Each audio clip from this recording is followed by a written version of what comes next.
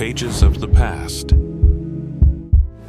What happened to thousands of German helmets after the war?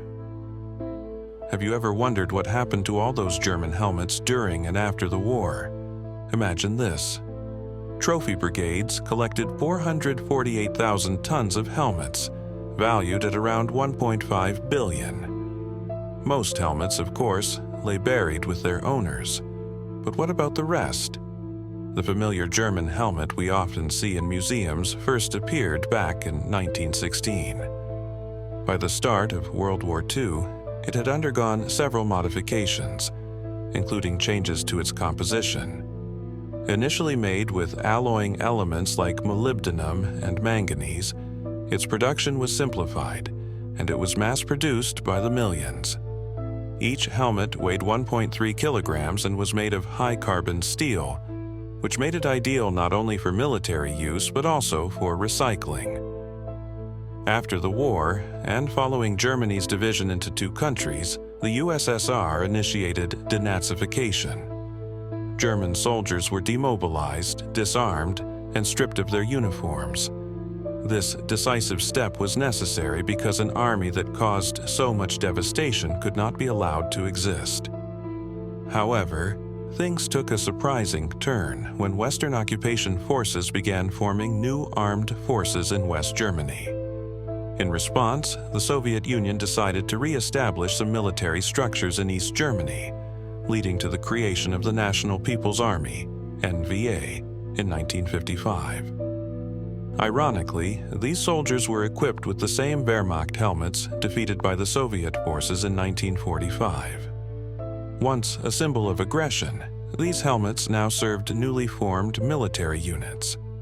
They didn't stay in use for long in the regular army, eventually being handed over to firefighters, who used them for many years to save lives. A strange twist of fate, the same helmets that once symbolized destruction were now saving lives. But that was in 1955. The story of how German helmets were adapted after the war is far more intriguing. First, they were turned into everyday household items.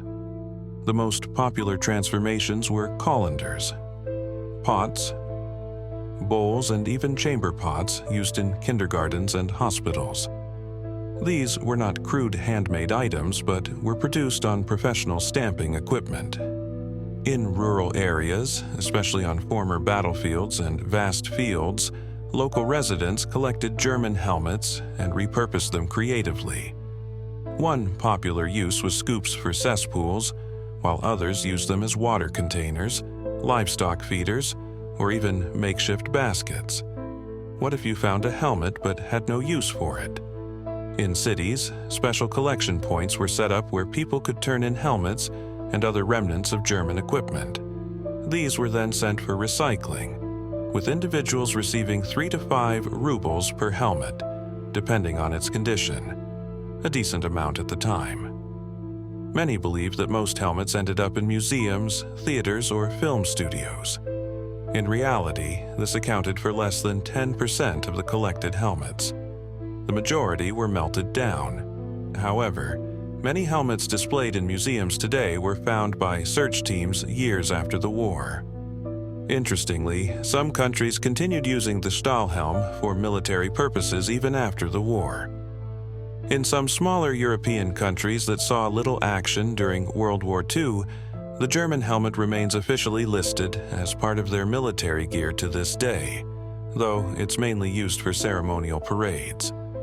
For us, these helmets are nothing more than museum exhibits, or perhaps for some, a nostalgic relic of an extraordinary era.